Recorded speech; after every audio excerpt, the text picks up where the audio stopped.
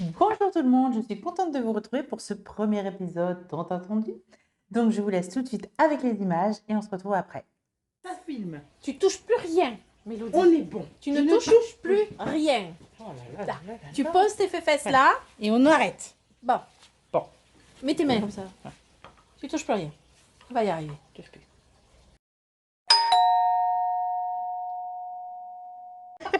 Donc je me présente, je m'appelle Karen, j'ai 45 ans.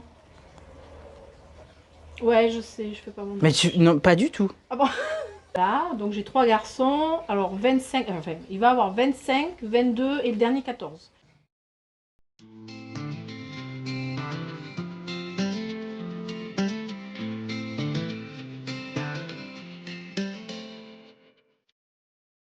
Ça fait combien de temps que tu filmes? 2 ans. Et ça va faire 2 ans, en fait, j'ai ouvert ma chaîne en septembre, donc là, mais j'ai fait ma première vidéo début octobre. En tout cas, je vous invite à aller la voir parce que vraiment, il y a plein de choses à voir. Je vous dis pas tout, je spoile pas, mais il y a plein de trucs à voir. Mais il faut prévoir un bon café ou des pop-corn. Après, qu'est-ce que je pourrais dire sur moi? Je suis mère au foyer, j'étais toiletteuse canin. C'est mon mari qui m'a initiée aux plantes. D'accord. Oui, parce que lui, il a toujours aimé ça et sa maman au Portugal avait des plantes partout. Oh, ça devait être Mais trop beau. ah ouais, non, mais nous, on est petites avec nos plantes. Hein. Ah ouais? Ah ouais. Ah, et le des jardin, petites c'est joueuses. pas- Hein. Ah ouais, parce que là-bas, le climat, c'est déjà pas le même. C'est pas non plus les îles, hein, mais nous, un géranium ici, c'est en pot, c'est tout petit. Là-bas, c'est un buisson, quoi. Ouais. Au même titre que les citronniers, nous ici, c'est dans un pot et là-bas, c'est un arbre. C'est des qui arbres, pousse, quoi. Oui, mais ça pousse comme ça, même, tu sais, genre chien dedans, quoi. Voilà. Donc, et elle avait des pots de fleurs, des plantes partout, partout, partout. Et mon mari, pour lui, c'était naturel. et Normal, ouais. Moi, non. J'ai grandi dans une cité. Du coup, les plantes, ben, j'avais pas. J'ai eu 2-3 géraniums sur le balcon et encore. Et un caoutchouc quand j'étais petite, c'était mes parents qui avaient ça. Mais sinon, moi, quand j'ai commencé dans le jardin, parce que ma passion plante, c'était dans le jardin en premier. Hein. À 20 ans, je ne savais pas planter un bulbe. Mais je ne savais même pas dans quel sens on plantait un bulbe. Ouais. T'es partie de loin, donc. De très, très, très, Ah très, oui. très, très, très loin. Ah oui. Mon mari m'a dit, tu plantes le bulbe de ta tulipe dans ce sens. Et bien, qu'est-ce que j'étais fière la première année où ma tulipe est sortie. Comme quoi. Mais une fierté au pied de mon arbre. J'avais ma tulipe. Alors, j'en avais planté plusieurs, mais il y en avait une qui était sortie avant les autres. Tu peux même pas t'imaginer la fierté que j'ai éprouvée, quoi. Et à partir de là, ben, le jardin a démarré. Mais alors, quand je dis jardin, Ah mais non, mais c'était puissance 1000. Ah, mais là, on n'est plus sur un jardin, là. Mais on même est le sur jardin que j'avais avant, l'autre maison, on avait un bassin, on avait des massifs, mais je m'arrêtais plus, quoi. Et avec mon mari, notre passe-temps, c'était le jardin. Ah, ça Le ça soir, vous le réunit, week-end, c'est trop ouais. beau. Nous, on n'allait pas, je sais pas, se promener à droite à gauche, comme ça. C'était le jardin. Ok. Tu estimes, par rapport à tes plantes intérieures, je reviens à l'intérieur, tu estimes à combien de plantes ta collection? J'en ai pas tant que ça, j'ai surtout des grosses plantes, Oui. en fait. C'est vrai. Qui prennent beaucoup De place. Je pense que je suis autour de 150 parce que l'année dernière, on avait compté pour une FAQ. Oui, j'aime beaucoup, beaucoup de sortes de plantes. Je suis un peu éparpillée dans les plantes. J'aime les plantes d'intérieur, mais j'aime les succulentes, les plantes épiphytes, les codex. Ça, j'ai découvert ça il n'y a pas très, très, très longtemps finalement. Donc, mais j'adore. Mais si mon mari m'avait pas fait cette véranda, j'aurais beaucoup moins de plantes. Ouais. Parce qu'il faut adapter son nombre de plantes et le style de plante à son intérieur et à ses capacités, ce qu'on peut leur apporter aux plantes. Ouais. Il faut adapter ça, il faut réfléchir. Moi, j'ai pas des. Il y a des plantes que j'aimerais avoir que j'ai pas parce que je n'ai pas soit l'exposition, soit la bonne hygrométrie, soit la place ou. Et qu'est-ce que ça t'apporte les plantes justement? C'était une de mes questions. Ah oui, alors moi ça m'apporte énormément de choses. De m'équilibrer et de trouver un coin zen et de me poser et de ne pas penser en fait. Comme je suis une personne qui cogite beaucoup, ben, quand je m'occupe de mes plantes, je cogite pas. Tu vois, ça repose ton esprit. Complètement. Je veux dire, en fait, quand tu as ton potos qu'il faut bouturer ou enlever des feuilles, machin, ou rempoter, ben, tu te limites à ton potos, que tu enlèves les feuilles, tu fais ton mélange. Tu prends soin de lui, donc tu penses pas à autre chose. Du coup, ça te fait passer certains caps de la vie, des fois pas toujours faciles, et ça fait du bien.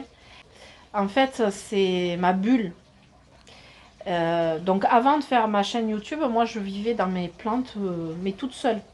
Je parlais à mes plantes, comme beaucoup parlaient à ces plantes en fait. Sauf que moi je parlais vraiment tout le temps à mes plantes et mes chiens. Et ce sont mes enfants qui m'ont dit, mais tu sais que tu pourrais faire une chaîne YouTube.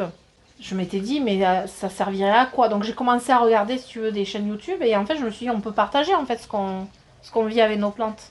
On partage nos joies, nos peines, je sais pas, des trucs qui marchent pas. Et en fait, c'était sur le côté partage. Mais alors, ça m'a ouvert ma bulle, en fait. Parce qu'en fait, dans la vie de tous les jours, vous trouvez pas, en fait, des amoureux de plantes à tous les coins de rue, avec qui vous pouvez discuter de plantes, et que ça intéresse vraiment. Je veux dire, moi, si je parle à ma meilleure amie, les plantes, ça va 2 secondes, mais... Ouais, voilà, t'es gentil, mais tes plantes, bon... Alors ma famille, mes enfants et tout, oula, mon mari ça va. Alors j'ai de la chance, parce que j'ai mon mari quand même qui aime ça. Donc quand je lui parle, je veux dire quand il rentre, c'est la première chose, c'est le premier sujet. Ouais. Mais c'est trop bien. Ce sont les plantes ou le jardin, donc en fait c'est naturel. Mais c'est vrai que de pouvoir rencontrer d'autres personnes qui sont passionnées, et puis de pouvoir moi apprendre des choses. On m'a appris plein de choses. J'ai rencontré des personnes extraordinaires. Avec les réseaux sociaux, alors certes, il faut s'en méfier, il faut faire attention. Moi, j'ai toujours dit à mes enfants de faire attention. J'ai découvert de belles personnes et j'ai appris beaucoup de choses et j'apprends des choses à d'autres personnes. Et après, au-delà de ça, ben ouais, rencontrer des nouvelles personnes parce que on est quand même limité quand on est dans le monde des plantes. Comme c'est du vivant, on reste avec nos plantes. On part pas spécialement en vacances ou pas facilement. Et on se coupe un peu du monde, je pense. Après, quand tu arrives à rencontrer des personnes qui sont comme toi, qui du coup parlent que de ça, et ça te fait sortir, et ça te physiquement et moralement et tout, ça fait du bien. Ouais. Mais je pense que nous, les plantes lovers, parce que j'aime bien le fait que plante addict, tu trouves ça péjoratif. D'ailleurs, je veux bien que tu m'en parles un peu après. Mais je trouve ça intéressant en fait qu'on puisse se rencontrer parce que on est, en tout cas tous ceux que je connais sont quand même assez dans leur bulle de plantes.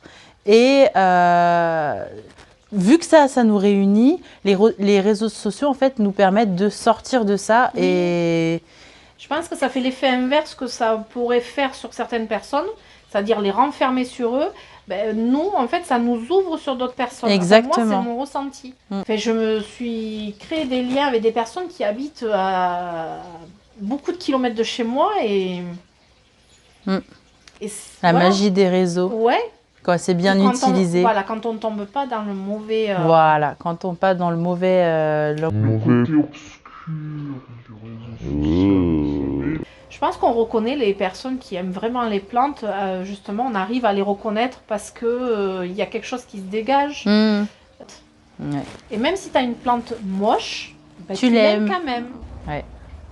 On est allé au jardin des nénuphars ce matin. J'étais jamais allée alors que j'habite à 10 minutes, même pas. Bouh, la honte. Franchement, c'est très très bien. Ouais. Je suis contente de t'avoir... Ah bah, je suis ravie d'avoir découvert ça. Et puis la petite jardinerie aussi a été super. Ah oui, c'est une jardinerie, franchement. On s'entête à aller dans des grosses jardineries comme Jardiland, Truffaut, ou je ne sais quoi. Et des fois dans des petites jardineries pépinières, parce que j'insiste sur le fait que les pépinières, en fait, c'est aussi... il y a beaucoup de choses. Ils arrivent à te trouver des trucs...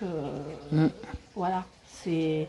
Enfin, moi, la plupart de mes belles plantes, je les ai achetées là. Et du coup, la différence que tu fais, toi, entre plante addict et plante lover, je veux bien que tu m'en parles. Oui, c'est vrai.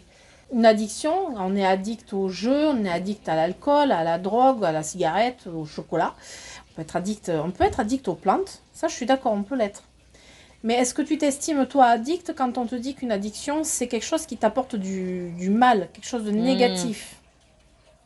Non, enfin je pense pas. Ouais. Moi pour ma part non. Moi ça en fait ça m'apporte pas du négatif, je me sens pas mal avec mes plantes.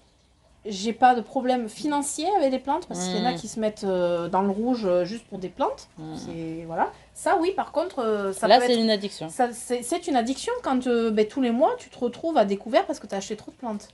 Ça peut être considéré comme une addiction. Et je suis certaine qu'il y a des personnes qui arrivent à ce point. Moi, je m'estime amoureuse des plantes parce que j'aime ça, je prends plaisir à en avoir, mais je prends aussi plaisir à me promener dans une jardinerie sans en acheter. Je prends plaisir à offrir ou à recevoir des plantes sans pour autant me dire oh là là, c'est juste un chlorophytum, c'est pas intéressant, tu vois. Moi, que ce soit un chlorophytum ou un Monstera variegata, si je trouve la plante magnifique, pour moi, ça va pas me perturber, tu vois. Alors qu'il y aura des personnes, c'est voilà, la dernière plante à la mode, la plante la plus chère ou La plus rare. la plus rare, ou alors carrément, moi, on m'a déjà dit oh là là, comment tu fais pour aller en jardinerie sans ressortir avec une plante? Ben, c'est pas compliqué. Mais la personne qui n'y arrive pas, par contre, je me dis, elle a un petit souci, peut-être. Faut réfléchir à sa consommation de plantes. Voilà. On a passé un très bon moment. C'est Ça, je suis super. contente. J'ai appris plein de choses en plus. Ça, c'est... C'est une vraie passionnée. C'est pas la passionnée du confinement. Voilà, ça fait 20 ans qu'elle est passionnée, la dame. Donc, Ouais, ça fait même... oui, ça fait... ouais, ça fait 25 ans maintenant que j'ai commencé les plantes. J'espère que ce premier épisode vous a plu. Je vous laisse le soin de me le dire en commentaire, de partager, de liker et puis de vous abonner. Voilà, j'espère que vous avez passé un agréable moment. Je vous laisse et je vous dis à la prochaine.